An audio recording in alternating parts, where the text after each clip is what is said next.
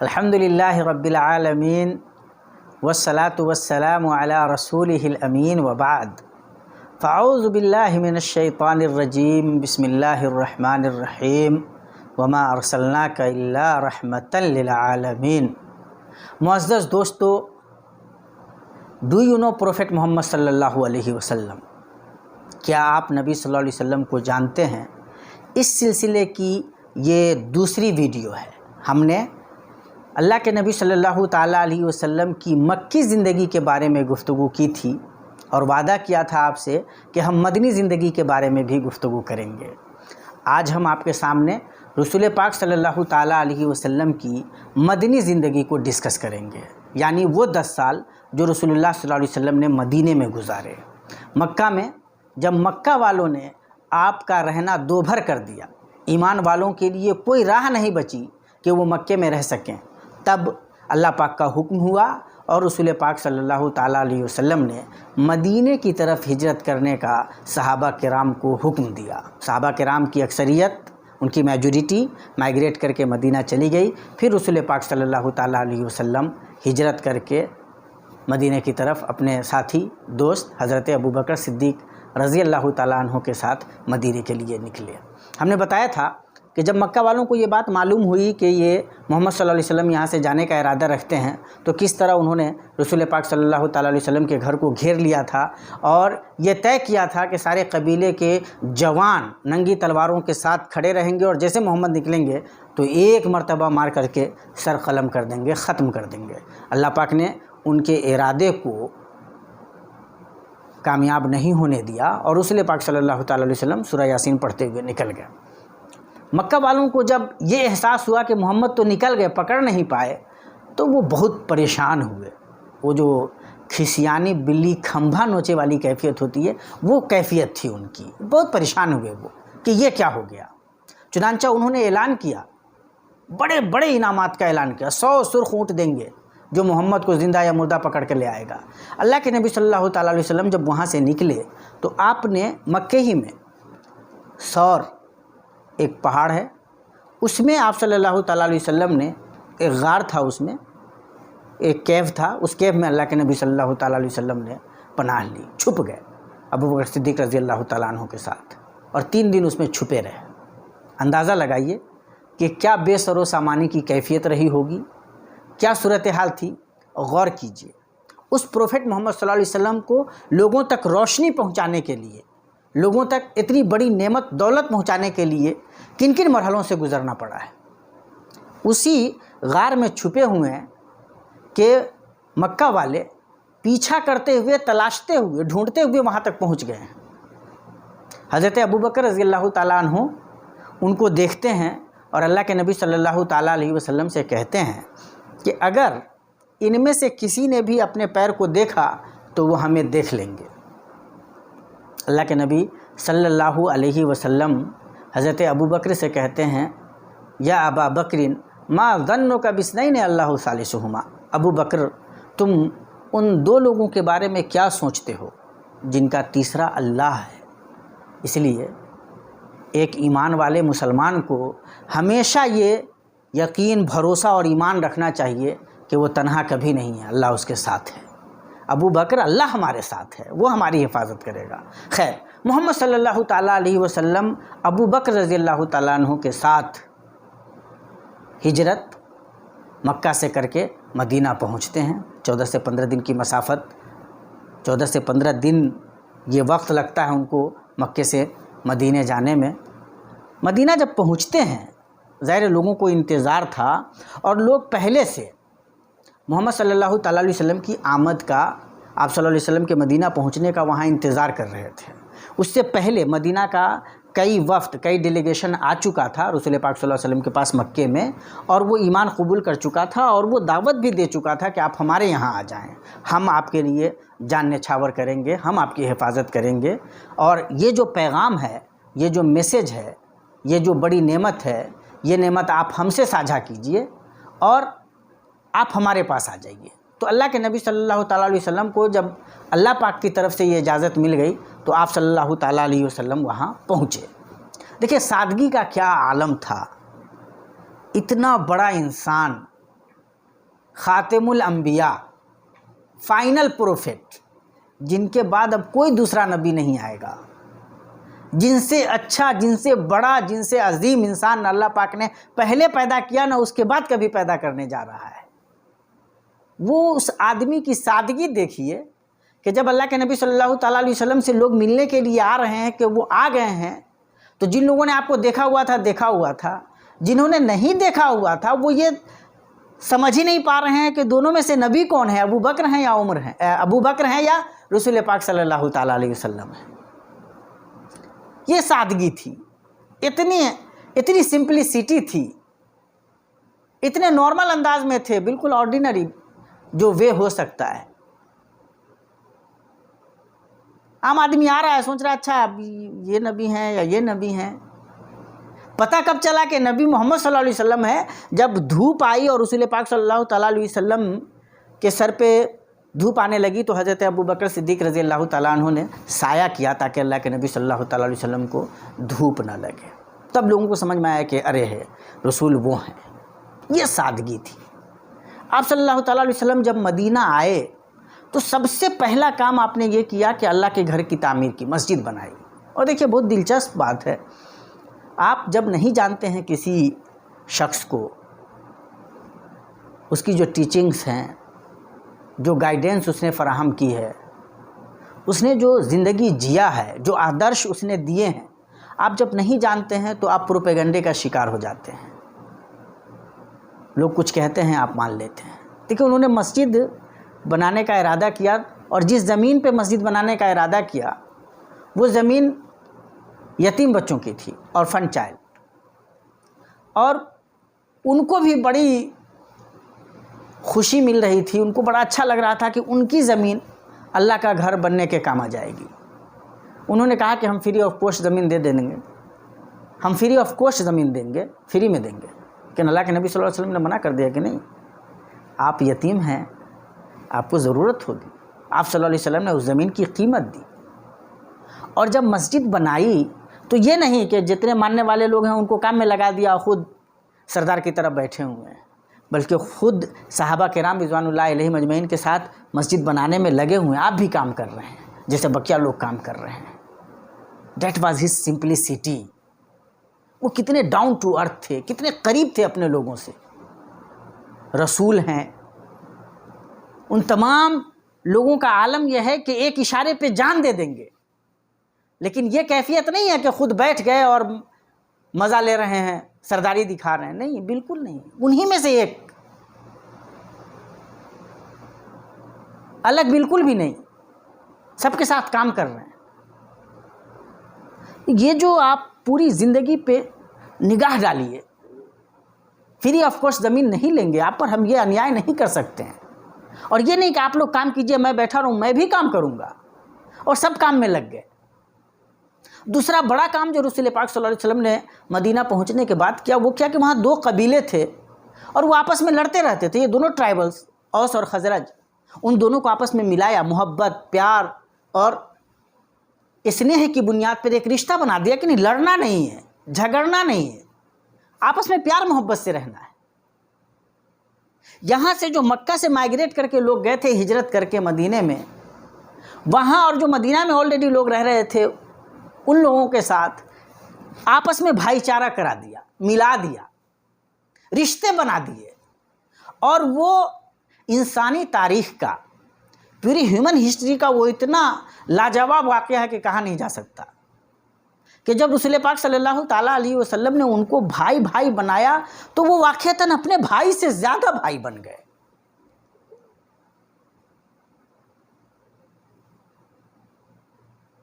وہ مثال آپ انسانی تاریخ میں ڈھونڈیں گے تو پریشان رہ جائیں گے۔ جن کے پاس دو بیویاں تھیں، انہوں نے کہا کہ دیکھ لو جو تمہیں پسند آئے ان کو تمہارے لیے میں چھوڑ دیتا ہوں، میرے پاس یہ دولت ہے، یہ آدھا لو اور یہ آدھا میری ہے، یہ دو گھر ہیں، ایک لے لو، ایک گھر ہے اس میں دو ڈیوائیڈ کرتے ہیں، ایک طرف تم رہ لو ایک طرف ہم رہ لیں گے۔ عجیب ادبھوت، آپ مطلب ایسے تصور نہیں کر سکتے۔ وہ واقعہ رونما ہوا باضابطہ، ہیپینڈ۔ یہ کوئی امیجنری نہیں ہے، یہ کوئی فکشن نہیں ہے، دیز آل آر ڈاکومنٹڈ. یہ سب ہوئے. لوگوں نے خود کو نہیں، رسول اللہ صلی اللہ علیہ وسلم کے فرمان کو، آپ صلی اللہ علیہ وسلم جو فرما رہے ہیں اس کو دیکھا اور سب کچھ تج دیا. ایک تیسرا کام اسی سوسائٹی سے جڑا ہوا، اور آج جب دنیا یو این چارٹ کی بات کرتی ہے، ہیومن رائٹس کی بات کرتی ہے، کوئی ایگزسٹنس کی بات کرتی ہے، اور بھول جاتی ہے کہ یہ جو رسول صلی اللہ علیہ وسلم آج سے 1500 سال پہلے کتنی بڑی نعمت لے کر آئے تھے، اور جس کی ضرورت رہتی دنیا کو، انسانوں کو، کتنی ہونے جا رہی ہے. صرف ایک اللہ کی عبادت کرو، اس کے سوا کسی اور کے سامنے ماتھے کو مت جھکاؤ، اور پوری دنیا کو قابو میں کرنے کی کوشش کرو. یہ ساری دنیا، یہ ساری یونیورس تمہارے لیے ہے. You are the master of this universe. تو اوہام و خرافات کے شکار مت ہو جاؤ، اسٹیریوٹائپس میں مت جیو. پوری دنیا کو تم اپنے قابو میں کر سکتے ہو، مسخر کر سکتے ہو. لا تسجدوا للشمس ولا للقمر واسجدوا للہ الذی خلقہن ان کنتم ایاہ تعبدون. اس سورج کو، چاند کو مت پوجو، اللہ کو پوجو جس نے اس سورج اور چاند کو پیدا کیا ہے. یہ جو کانسیپٹ تھا، اس بڑے کانسیپٹ کے ساتھ جو سوشل لیول پہ جینے کا انداز دیا رسول پاک صلی اللہ تعالیٰ علیہ وسلم نے، غور کیجئے. میثاق مدینہ کا نام جن لوگوں نے نہیں سنا ہو ان کو سننا چاہیے. کہ مکہ سے جو لوگ آگے تھے مدینے میں، جو اوس و خزرج کے لوگ تھے مسلمان، وہ رسول پاک صلی اللہ تعالیٰ علیہ وسلم اور وہاں جو یہودی لوگ، جو جیوز لوگ جی رہے تھے، ان تمام کے ساتھ مل کر ایک معاہدہ کیا کہ ہم ایک کمیونٹی کی طرح جئیں گے، ایک کمیونٹی کی طرح جئیں گے. ہم پہ کوئی دوسرا حملہ کرے گا تو ہم سب ایک دوسرے کی حفاظت کریں گے. ہم سب کو یہ اجازت ہوگی کہ اپنے اپنے حساب سے اپنے دھرم کے مطابق چل سکے، اپنے مذہب پہ عمل کر سکے. Who said that? Prophet Muhammad صلی اللہ علیہ وسلم. یہ پیکٹ کون کر رہے ہیں؟ رسول پاک صلی اللہ تعالیٰ علیہ وسلم. دنیا کو یہ روشنی کہاں سے مل رہی ہے اور کب مل رہی ہے؟ آج جن لوگوں کو اپنے پروگریسو ہونے کا بہت زیادہ غرہ ہے، وہ سوچیں کہ یہ روشنی کہاں سے آئی ہے. یہ بالکل جب مدینے میں پہنچ رہے ہیں تو سوچیے یہ کتنا بڑا. آج بھی جب ہم کو ایگزسٹنس کی بات کرتے ہیں، ڈیموکریٹک پروسیس کی بات کرتے ہیں، سیکولرزم کی بات کرتے ہیں، اور یہ ہم بات کرتے ہیں کہ دھرم نرپیکشتا ہے، ہر آدمی اپنے حساب سے اپنے اپنے دھرم کو فالو کر سکتا ہے، جس ریلیجن کو چاہے اس ریلیجن کو پریکٹس کر سکتا ہے. اس کے باوجود جو ریئلٹی آن گراؤنڈ جس کو کہتے ہیں، اس کی کیا کیفیت ہے ہم اندازہ لگا سکتے ہیں. لیکن رسول پاک صلی اللہ علیہ وسلم نے اس کو کر کے دکھلایا. لیکن یہ جو مکہ کے لوگ تھے، ان کو جب لگا کہ بھائی یہ لوگ تو مدینے میں جا کر کے بڑے چین سے ہیں، اور وہاں مدینہ والوں نے ان کو بڑی عزت دی، اور وہاں ایک آسانی سے اپنا وہ ایک سیٹ اپ تیار کرنے میں کامیاب ہو گئے، وہاں ان کا ایک اسٹیبلشمنٹ ہے، اور محمد صلی اللہ علیہ وسلم تو وہاں جا کر کے سب کچھ اپنے حساب سے کر رہے ہیں، تو ان کو برداشت نہیں ہوا. جنگیں چھیڑ دی ان کے خلاف. غزوہ بدر میں جنگ ہوئی، احد میں جنگ ہوئی، اور غزوہ خندق، 3 مرتبہ چڑھائی کر دی. غزوہ بدر میں صرف 313 تھے مسلمان، اور 1000 کے لاؤ لشکر کے ساتھ انہوں نے ان کو پہ جا کر کے حملہ کر دیا. مقابلہ ہوا. ظاہر ہے جب آپ کسی کے اوپر حملہ کریں گے تو ڈیفنس کرنے کا تو حق کسی کو بھی حاصل ہونا چاہیے. وہ ڈیفنس کیا اللہ کے نبی صلی اللہ تعالیٰ علیہ وسلم نے، اور جس قوت، مردانگی، شجاعت کے ساتھ ڈیفنس کیا کہ اس میں وہ کامیاب رہے. انسانی تاریخ میں ایسے واقعات بہت کم رونما ہوتے ہیں. یہ روشنی، دی فائنل لائٹ تھی. یہ اللہ تبارک و تعالیٰ کے آخری رسول بنا کر رسول پاک صلی اللہ علیہ وسلم بھیجے گئے. چنانچہ اس پہلے جنگ میں، جو پہلی جنگ ہوئی، اس پہلی جنگ میں 60 لوگ قیدی بنائے گئے مکہ والوں کے. 1000 کا لشکر جرار شکست کھا گیا، ہار گیا. ان 60 لوگوں کے بارے میں فیصلہ دیکھیے کیا ہوتا ہے. اور یہ پہلے عام بات تھی کہ جو لوگ قیدی بن کر کے آئیں گے ان کے ساتھ بے انتہا خراب سلوک ہوگا. بہت عام بات تھی اس پورے معاشرے کے لیے، یہی نارم تھا. لیکن خود مدینہ کے لوگوں نے رسول پاک صلی اللہ تعالیٰ علیہ وسلم کی ہدایت پہ خود تو کھجور کھا لیا، لیکن ان کو اچھی اچھی غذائیں فراہم کی، ان کو یہ کوشش کی کہ یہ جتنے بیچارے قیدی ہو کر کے آ گئے ہیں ان کو کوئی پریشانی نہیں ہو. اور یہ فرمان تھا، ہدایت تھی، that was the guidance, that was the command of Prophet Muhammad صلی اللہ علیہ وسلم. اور فیصلہ ہوا کہ بھائی ٹھیک ہے، جن کے پاس اپنے آپ کو چھڑانے کے پیسے دیں اور واپس جائیں، لیکن جن کے پاس نہیں ہیں، جو خود کو چھڑا نہیں سکتے، فدیہ نہیں دے سکتے اپنا، تو وہ کیا کریں؟ دیکھیے بہت انٹرسٹنگ بھی ہے، اور جو لوگ شعور رکھتے ہیں ان کے لیے بہت بڑا سبق بھی ہے، بہت بڑا پوائنٹ ہے، لیسن. رسول پاک صلی اللہ تعالیٰ علیہ وسلم نے کہا، اور یہ مکہ والے ظاہر ہے یہ ایک اس زمانے میں بھی سٹی کی حیثیت رکھتا تھا، تب بھی اس مکے کی جو حیثیت تھی وہ ایک بڑے شہر کی تھی. تو رسول پاک صلی اللہ تعالیٰ علیہ وسلم نے فرمایا کہ مکہ کے لوگ پڑھے لکھے لوگ ہیں، مدینہ والے کھیتی کرنے والے کسان لوگ پڑھے لکھے نہیں ہیں، تو جو لوگ فدیہ نہیں دے سکتے وہ بچوں کو پڑھا دیں، اور پڑھا کر کے اس پڑھانے کے عوض اپنے آپ کو آزاد کر کے چلے جائیں. یہ جو لیڈرشپ ہے نا، قیادت جس کو کہتے ہیں، اس میں کتنی گہرائی ہے، اس پہ غور کیجئے. آپ کے پاس پیسے نہیں ہیں، آپ ہمارے بچوں کو پڑھا دیجئے، آپ کے پاس پڑھانے کا ہنر ہے، پڑھا دیجئے اور آپ پھر آزاد ہو کر چلے جائیے. پڑھیے انسان کی تاریخ، اور کوئی ایسی مثال ملے جب تو بتائیے. غزوہ خندق میں چاروں طرف سے پوری قوت کو اکٹھا کر لیا مکہ والوں نے، نہیں ختم ہی کر دینا ہے، رہنے نہیں دینا ہے. مکہ میں بھی جھانسا دے کے چلے گئے، مدینے میں جا کر کے چڑھائی کی تو بھی کوئی فائدہ نہیں ہوا. اب یہ ہے کہ پورے تمام قبیلوں کو ملا لینا ہے. مدینہ کے ارد گرد جو یہودی آباد ہیں اور ان سے انہوں نے معاہدہ کر کے رکھا ہوا ہے، ان کو بھی اپنے سے سانٹ گانٹ کر لینا ہے. سب کو ملا لیا اور سوچا کہ ایک مرتبہ ایسا حملہ کرو کہ ختم کر دو. سن 5 ہجری میں وہ بھی ہوا. اللہ پاک نے وہاں بھی ان کو رسوا کیا. اللہ کے نبی صلی اللہ تعالیٰ علیہ وسلم نے حضرت سلمان فارسی رضی اللہ تعالیٰ عنہ کے مشورے پہ خندق کھودا. بڑے بڑے گڈھے کھود دیے گئے مدینے میں تاکہ وہ اس کو پار ہی نہ کر سکیں کہ مقابلے کی نوبت آئے. اس طرح سے اللہ کے نبی صلی اللہ علیہ وسلم نے اپنی اور اپنی قوم کی، اپنی ملت کی حفاظت کی، ڈیفینس کیا. یہ سب کچھ جو ہو رہا ہے، حملے ہو رہے ہیں، بچنے کی، بچانے کی رسول پاک صلی اللہ تعالیٰ علیہ وسلم کوشش کر رہے ہیں. تھوڑا سا اور آگے بڑھیے. سن 6 ہجری کے آخر اور 7 ہجری کے شروع میں رسول پاک صلی اللہ تعالیٰ علیہ وسلم نے عمرہ کرنے کا ارادہ کیا کہ ہم مکے میں آ کر کے عمرہ کریں گے. اور مکہ ہر زمانے میں مرکز رہا ہے عبادت کے لیے. پہلے بھی اللہ کے نبی صلی اللہ علیہ وسلم سے پہلے بھی لوگ یہاں کر کے حج کرتے تھے، عمرہ کرتے تھے، اور ان کو روکا نہیں جاتا تھا.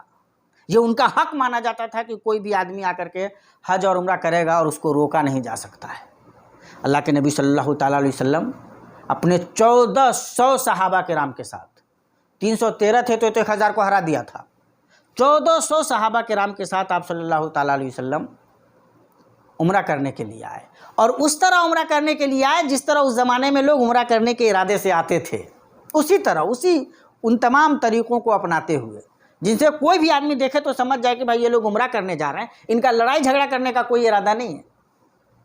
لیکن جب آئے تو مکہ سے پہلے ہی صلح، جہاں پہ حدیبیہ کے مقام پہ روک دیا لوگوں نے. مکہ والے نے کہا نہیں آپ کو ہم نہیں آنے دیں گے. اس وقت 1400 صحابہ کرام مضبوط، حیثیت میں مضبوط، شجاعت میں مضبوط، ایمان میں مضبوط، یقین میں مضبوط. ایک اشارہ رسول پاک صلی اللہ تعالیٰ علیہ وسلم کر دیتے تو مکہ والوں کی اینٹ سے اینٹ بجا کر رکھ دیتے. لیکن مکہ والوں نے روک دیا. وہاں اب مکہ والوں اور رسول پاک صلی اللہ تعالیٰ علیہ وسلم کے درمیان ایک پیکٹ ہوا، ایک صلح ہوئی. اور صلح پہ غور کیجئے. جب رسول پاک صلی اللہ تعالیٰ علیہ وسلم مکہ والوں سے یہ پیکٹ کر رہے ہیں، یہ صلح ہو رہا ہے، یہ جو معاہدہ ہو رہا ہے، یہ اس وقت نہیں ہو رہا ہے جب رسول پاک صلی اللہ تعالیٰ علیہ وسلم اور آپ صلی اللہ علیہ وسلم کا لشکر آپ کے ماننے والے کمزور ہیں. نہیں، بڑے مضبوط ہیں اور تمام کو اپنی مضبوطی کا، اپنی قوت کا بڑا شدید احساس ہے۔ مکہ والوں نے کہا کہ ایسا ہے کہ اس سال آپ لوگ واپس لوٹ جائیے، اس سال آپ کو عمرہ ہم نہیں کرنے دیں گے، آئندہ سال آئیے گا، نیکسٹ ایئر آئیے گا، اور آپ کی جو شورڈ ہیں، آپ کی جو تلوار ہیں، وہ آپ کے نیام میں ہوں گی، اور ہم لوگ 10 سال تک آپس میں لڑیں گے جھگڑیں گے نہیں۔ اور اس بیچ اگر مکے کا کوئی آدمی آپ پر ایمان لا کر مسلمان ہو کر کے چلا جائے گا تو آپ لوٹا دیجیے گا، لیکن اگر آپ کا کوئی آدمی مدینہ سے واپس مکہ چلا آئے گا تو ہم نہیں لوٹا دیں گے۔ یہ جو دفعہ ہے معاہدے کے، اس دفعہ پہ ذرا سا غور کیجئے اس آرٹیکل پہ۔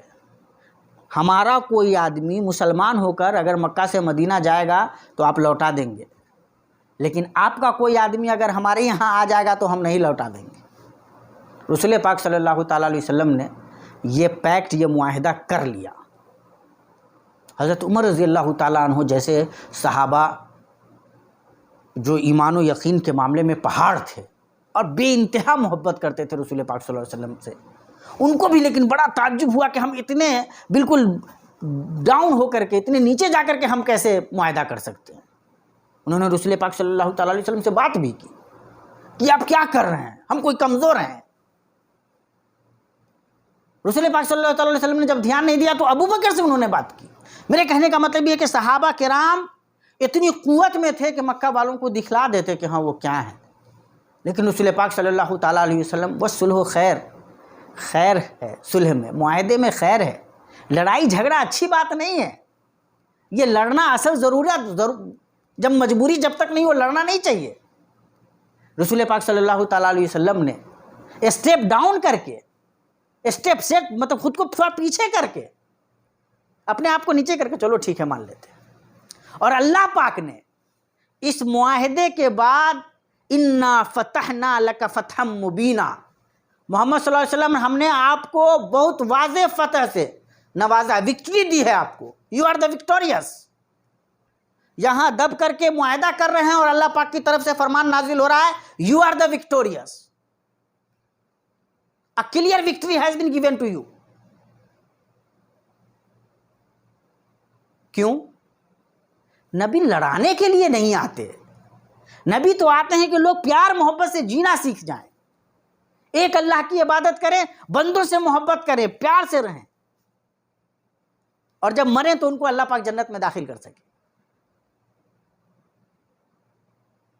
اور اس معاہدے کا فائدہ کیا ہوا؟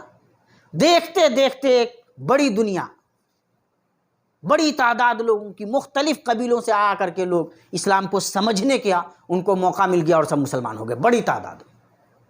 اب تک جتنے لوگ مسلمان نہیں ہوئے تھے، کم سے کم مدت میں اب لوگ مسلمان ہونے لگے، چونکہ اب ان کو ایک پیسفل ایک ایسا ایٹماسفیئر ملا، ایک ایسا انوائرمنٹ ملا جہاں وہ اب آسانی سے سمجھ سکتے تھے کہ رسول پاک صلی اللہ علیہ وسلم کیا تعلیمات دیتے ہیں، کیا گائیڈنس ہے، کیا کچھ فرماتے ہیں، اس میں ہمارے لیے کیا ہے۔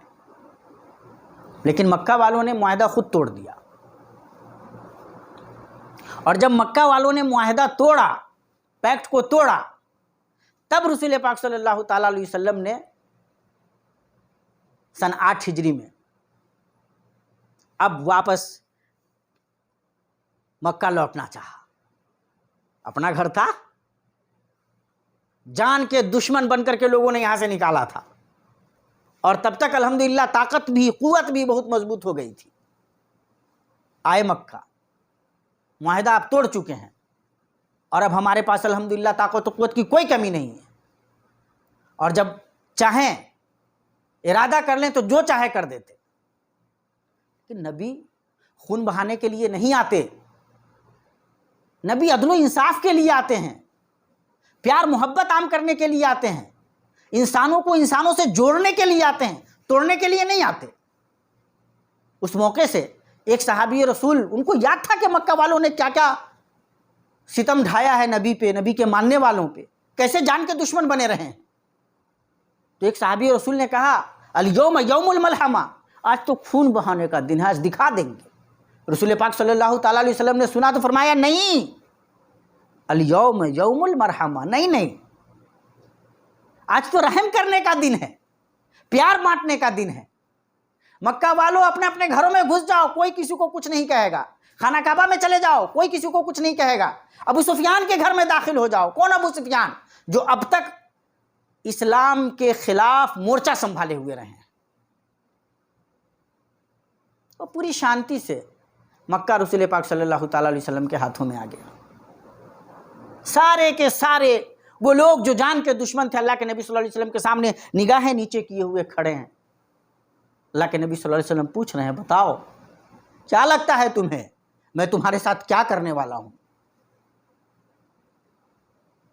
اور جواب سنیے، انت کریم ابن کریم ابن کریم، محمد صلی اللہ علیہ وسلم آپ بڑے اچھے آدمی ہیں، رحم دل آدمی ہیں، کرم کرنے والے ہیں، کرم کرنے والے کے بیٹے ہیں، خاندانی طور پہ آپ کا یہی شجرہ نسب ہے، آپ تو ہمیشہ سے اچھے رہیں، اچھائی ہی کی امید رکھتے ہیں۔ اذهبوا فانتم الطلقاء، جاؤ تم سب کے سب آزاد ہو، لا تثریب علیکم اليوم، تم پہ کوئی فہمائش نہیں ہے، کوئی بدلہ لینے کا کوئی ارادہ نہیں ہے، جاؤ آزاد، کوئی تمہیں کچھ نہیں کہے گا۔ یہ رسول پاک صلی اللہ تعالیٰ علیہ وسلم ہے۔ اندازہ لگائیے کہ جنہوں نے آپ کو آپ کے گھر سے نکالا ہو، جان سے مارنے کی ہر ایک کوشش کی ہو، آپ اپنے گھر دوار کو چھوڑ کر نکل کر کے کہیں اور چلے گئے ہو تو وہاں تک رگیٹا ہو، آپ جینے دینے کے لیے بالکل تیار نہیں رہے ہوں، ان پر اللہ تبارک و تعالیٰ نے آپ کو غلبہ عطا کیا ہو، اور پھر آپ اس طرح سے ان کو معاف کرتے ہوں جب وہ پوری طرح سے آپ کے اختیار میں ہیں، under your control, you can do what ever you want. اندازہ لگائیے، سوچئے کہ کیا رسول تھے، وہ دنیا کو روشنی دینے آئے تھے، پیار بانٹنے آئے تھے، انصاف دینے آئے تھے۔ اس لیے جب حجۃ الوداع کے موقع سے جو آخری حج رسول پاک صلی اللہ علیہ وسلم نے کیا اور وہی ایک حج کیا، تو کیا کہا؟ تم سب کے سب ایک باپ کی اولاد ہو، کلکم من آدم و آدم من تراب، سب کے سب ایک باپ آدم سے ہو اور آدم مٹی سے تھے۔ لا فضل لعربی علی عجمی، کسی عربی کو کسی اجمی پہ، یہاں کے آدمی کو وہاں کے آدمی پہ، کالے کو گورے پہ، گورے کو کالے پہ، کسی قسم کی کوئی برتری حاصل نہیں ہے، سب ایک ہو۔ ہاں، جو اپنے کردار میں اچھا ہوگا، اپنے عمل میں اچھا ہوگا، whose actions are pure، وہ اچھا ہوگا، وہ اللہ کی نظر میں اچھا ہوگا۔ بکیا on the basis of birth، on the basis of region، on the basis of creed، on the basis of kin، کوئی برتری نہیں ہے۔ یہ نہیں کہ تم اگر فرسٹ لیئر میں آ رہے ہو تو تم فلاں صاحب ہو، نہیں،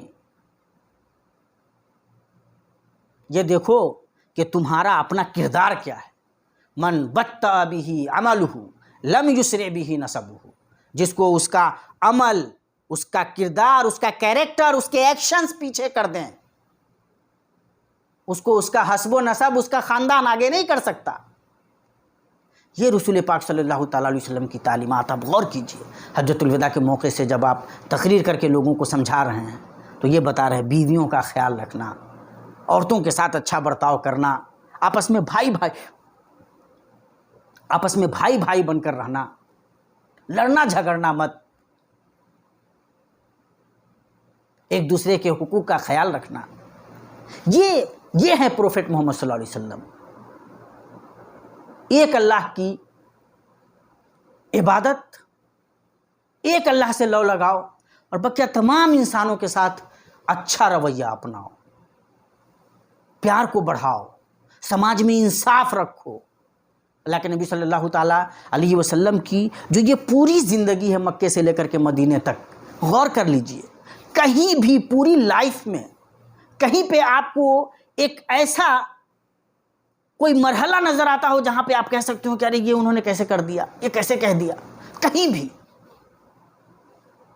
ہر مرحلے میں روشنی، ہر مرحلے میں لائٹ، ہر مرحلے میں ہدایت، ہر مرحلے میں نور۔ یہ رسول پاک صلی اللہ تعالیٰ علیہ وسلم ہے۔ روشنی اندھیرا چھانٹنے کے لیے آتی ہے۔ سورج طلوع ہوتا ہے تو اس لیے کہ اندھیرا ختم ہو جائے۔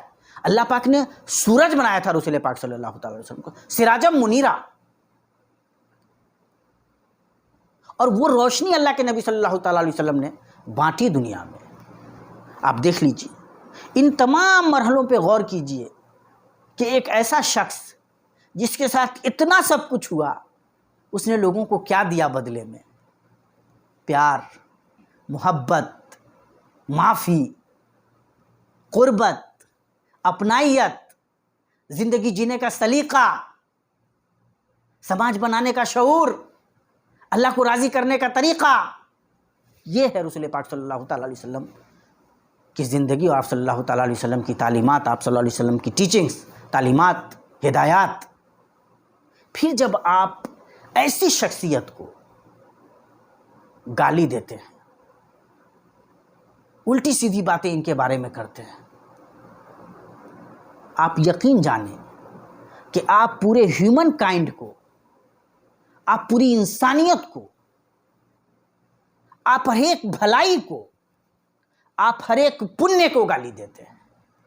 اس لیے کہ رسول پاک صلی اللہ تعالیٰ علیہ وسلم دراصل he is the symbol of every good work, every good idea, everything good.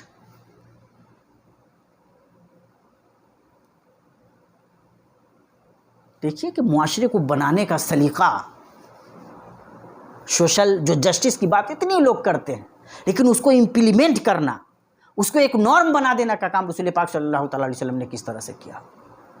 تصورات ہی نہیں دیے کہ ہاں آپ نے ایک آئیڈیالوجی کھڑی کر دی, عملی زندگی میں کیسے کر کے دکھلایا کہ جب اس معاشرے کے ایک بڑے خاندان کی ایک عورت نے چوری کیا تو لوگوں کو لگا کہ بھائی اتنے بڑے خاندان کی لڑکی ہے, اس نے چوری کیا, کیسے اس کا ہاتھ کاٹا جا سکتا ہے, کیسے سزا دی جا سکتی ہے.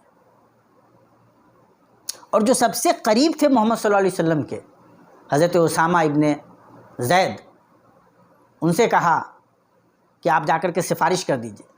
سفارش کی تو رسول پاک صلی اللہ تعالیٰ علیہ وسلم ناراض ہو گئے. التشفع فی حد من حدود اللہ, یہ تو اللہ پاک کا قائم کردہ ہے نظام, اس میں تم آ کر کے سفارش کر رہے ہو. واللہ لو ان فاطمہ بنت محمد سرقت لقطعت یدہا, اگر آج میری بیٹی فاطمہ نے بھی چوری کیا ہوتا تو میں اس کا بھی ہاتھ کاٹ دیتا. یہ آئیڈیلز تھے. رسول پاک صلی اللہ تعالیٰ علیہ وسلم ایک جنگ کے موقع سے اندازہ کیجئے ذرا, کون ہیں رسول پاک صلی اللہ علیہ وسلم؟ کمیونٹی کے لیڈر تو ہیں ہی ہیں, رسول ہیں. لوگ ایک اشارے میں جان دینے کے لیے تیار رہتے ہیں. وضو بناتے تھے اللہ کے نبی صلی اللہ علیہ وسلم تو لوگ پانی نیچے نہیں گرنے دیتے تھے, ایسی محبت کا عالم تھا. صف جو ہے نا درست کریں, لائن لگا رہے ہیں, اور آپ صلی اللہ علیہ وسلم کے ہاتھ سے, یا ہاتھ میں جو اس وقت جو بھی آلہ تھا اس سے ایک صحابی کو لگتا ہے تو کہتے ہیں اللہ کے نبی صلی اللہ علیہ وسلم آپ سے ہم کو چوٹ لگی ہے, ہم بدلہ لینا چاہتے ہیں. اور اللہ کے نبی صلی اللہ علیہ وسلم اپنے شکم مبارک سے کپڑا ہٹا دیتے ہیں کہ ہاں لو میں حاضر ہوں, اور وہ پیار سے چمٹ جاتے ہیں اور کہتے ہیں کہ رسول پاک صلی اللہ تعالیٰ علیہ وسلم دراصل ارادہ یہی تھا کہ آپ سے چمٹ سکوں. اندازہ لگائیے, یہ جو رسول پاک صلی اللہ تعالیٰ علیہ وسلم کی زندگی ہے مدینے میں, اور آپ صلی اللہ تعالیٰ علیہ وسلم نے جس طرح سے معاشرہ بنانے کی کوشش کی ہے, جس طرح سے آپ نے آدرش دیے ہیں, جو آپ نے طریقے اپنائے ہیں, جتنا بڑا دل رکھ کر کے چیزوں کو دیکھا ہے, اور تب جا کر کے وہ انقلاب رونما ہوا ہے, وہ معاشرہ بنا ہے, وہ سوسائٹی آپ نے اسٹیبلش کی ہے, جیسی سوسائٹی رہتی دنیا تک کے لیے آئیڈیل رہے گی کہ جب بھی اس انسانیت کو, جب بھی ہیومن بینگ کو ایک بڑی بلندی پہ پہنچنا ہوگا تو اس بلندی کا جو استعارہ ہے, جو سمبل ہوگا, وہ وہی معاشرہ ہوگا, وہی سوسائٹی ہوگی جو رسول پاک صلی اللہ تعالیٰ علیہ وسلم نے بنائی تھی. آپ صلی اللہ تعالیٰ علیہ وسلم سن 11 ہجری 12 ربیع الاول کو انتقال کر گئے, آپ صلی اللہ علیہ وسلم کی وفات ہو گئی. لیکن آپ نے جو یہ زندگی جی, یہ جو آپ نے تعلیمات دیں پوری انسانیت کے لیے, پوری انسانیت کے لیے روشنی ہے, اور رہتی دنیا تک روشنی رہے گی. کسی کو بھی اگر واقعتاً روشنی چاہیے, کسی کو بھی واقعتاً ہدایت چاہیے, کسی کو بھی زندگی کا ان ریئل سینس اگر لطف چاہیے, تو اس سے بہتر کوئی بھی دوسرا راستہ نہیں ہو سکتا ہے، اس سے بہتر کوئی دوسرا آئیڈیل نہیں مل سکتا ہے۔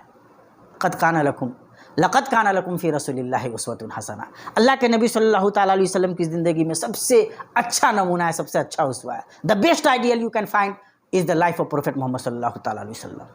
تو آئیے خود کو اس آئینے میں کبھی دیکھنے کی کوشش کیجئے۔ اگر آپ مسلمان ہیں تو دیکھیے کہ اس آئینے کے مطابق آپ کی زندگی کتنی ہے۔ مرر کے سامنے کھڑے ہو جائیے، رسول پاک صلی اللہ تعالیٰ علیہ وسلم کی زندگی ہمارے لیے وہ آئینہ ہے۔ اور اگر آپ مسلمان نہیں ہیں تو یہ دیکھیے کہ اس آئینے میں کے سامنے کھڑے ہو کر آپ اپنے آپ کو کتنا سنوار سکتے ہیں، اور یہ آئینہ آپ کے لیے کتنا ضروری ہے۔ دعا ہے کہ اللہ تبارک و تعالیٰ ہم تمام کو صحیح شعور دے۔